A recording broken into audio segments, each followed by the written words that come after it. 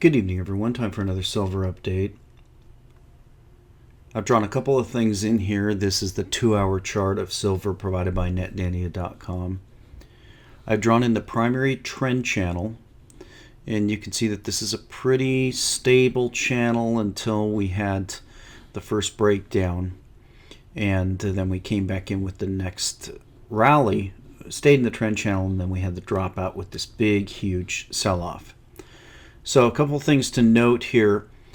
First of all, the general direction of the trend channel, you can see we're pointing towards 16, and it's really only going to take a rally of about 1650 to get back into the trend channel.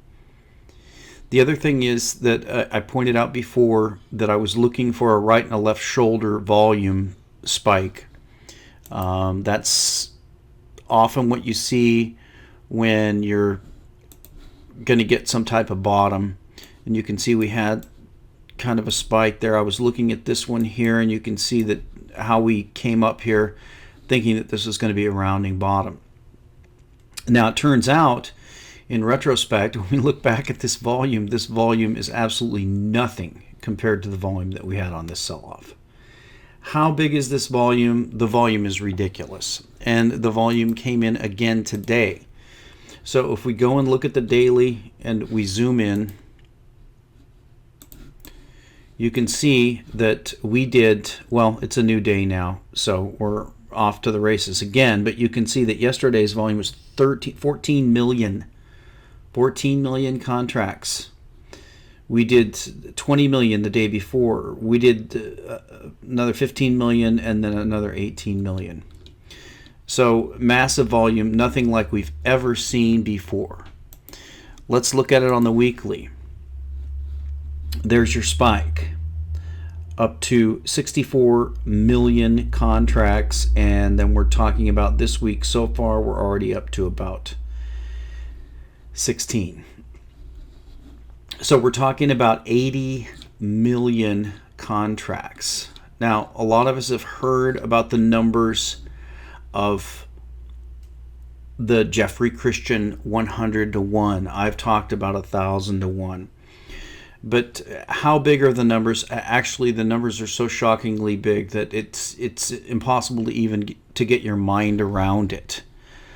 Let's look at the calculator and think about some of these numbers here. We're talking about in the last week or so, 2 weeks put together. We'll call this the time frame when the mint ran out. We're going to look at the latest announcement from the mint. We're talking 80 million contracts. That's 5,000 ounces a contract. So we're talking about 400 billion ounces of silver in this time frame. Now, I know everyone's going to dispute this, and they're going to argue about it. I'm not going to get into the arguments about it. I just want to give you the rough figures.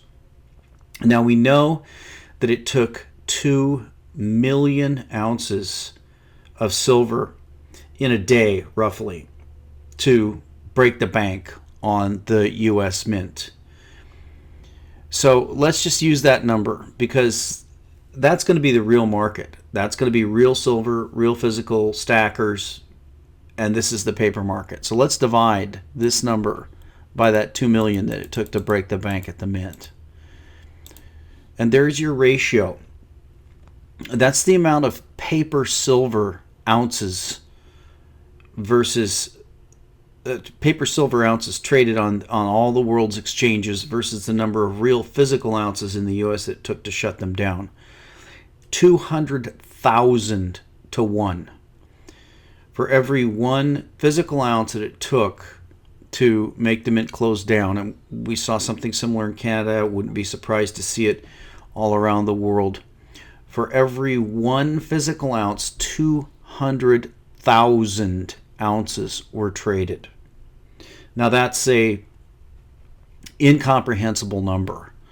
And we can see here from the announcement from the Mint that the Mint announced today that they're actually going to restart silver coin sales on November 17th.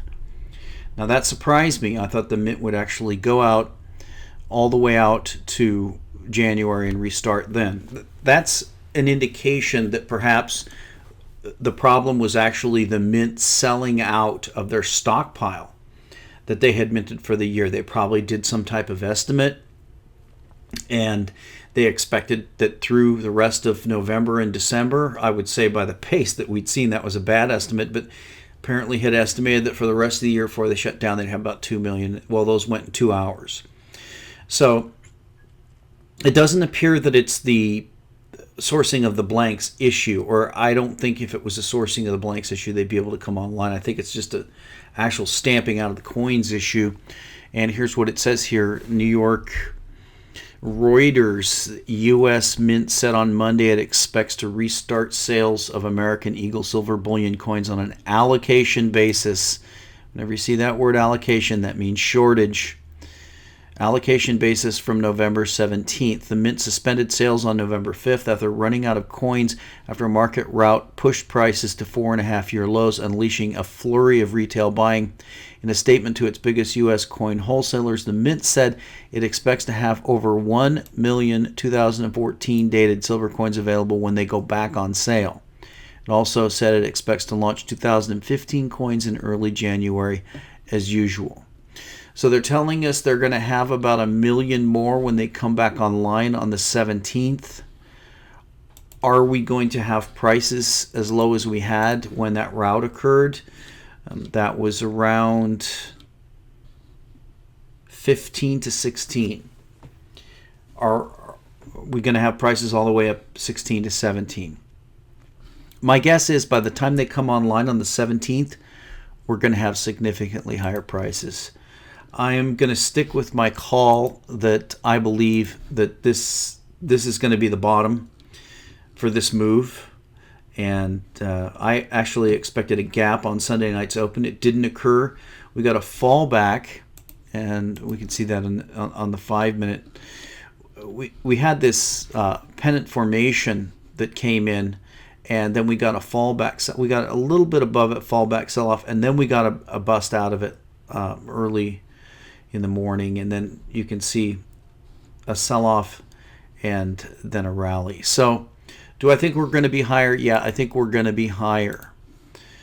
The volume, again, the daily volume, you can see it. It's unprecedented in the paper market. What happens if this continues up and we get something like this in the price move? What happens if we get this and we get up to, say, 17 and a quarter, or say we get up to 18 and a half, or we get all the way up to 21.5, and all of this volume is there, and the volume ends up doing a spike peak like that when we come back down, something like that. How many longs are there going to be? And how many of those longs are going to ask for delivery? So the numbers are staggering. Now let me show you another just kind of snippet of an idea of how bad these numbers are. This is from Demonocracy, and you get these graphic charts of stacks of money and things like that. And this is a financial infographics about the revenue and the deficit. So you can see here the first little picture they give you is the U.S. budget in 1 second. You can see that's $121,000 per second. The next one is the U.S. budget per minute. That's 7,264,000 a minute. Then we've got the workers. I want to look at this one here. This is U.S. budget in 1 hour. And that's $435 million in an hour. The U.S. government spends $435 million. These are 2011 figures, so it's probably higher. The U.S. government spends $435 million per hour. Of the total money shown, the U.S. government borrows $187 million each hour, shown on the right portion. Now, let's think about those Silver Eagles. We know that we had 2 million Silver Eagles, and we'll say the average price was $16 that they sold for. So we're talking about $32 million. It took exactly $32 million of physical buying during one day for the mint to have to shut down. And yet we see that the amount that the government spends in 1 hour exceeds that by more than tenfold. So you can see that these numbers are staggering. The number of ounces of physical silver that are traded compared to the number of paper ounces that are traded are so far off the charts, it's incalculable. I don't even know what the number is. It's certainly not 100 to 1. What does that tell you? Well, it tells you, in my mind, it tells you that the real value of physical silver is at least 100 times what it is on this chart. That's $1,500 an ounce. That's parity with gold. But it may be actually much, much higher. We were talking about flash crashes and the Ann Barnhart video talking about when things in the paper markets go no bid. And we saw how in the flash crash that we had stocks that went no bid and their price went to zero. For silver, we're talking about the market going bid only. In other words, there are only bidders, there are no sellers, and nobody is willing to part with silver at any price. And then at that point, what is the multiple for silver, for physical silver? 100 to 1, 1,000 to 1? No. Actually, when the market is bid only, the price of physical silver is infinity.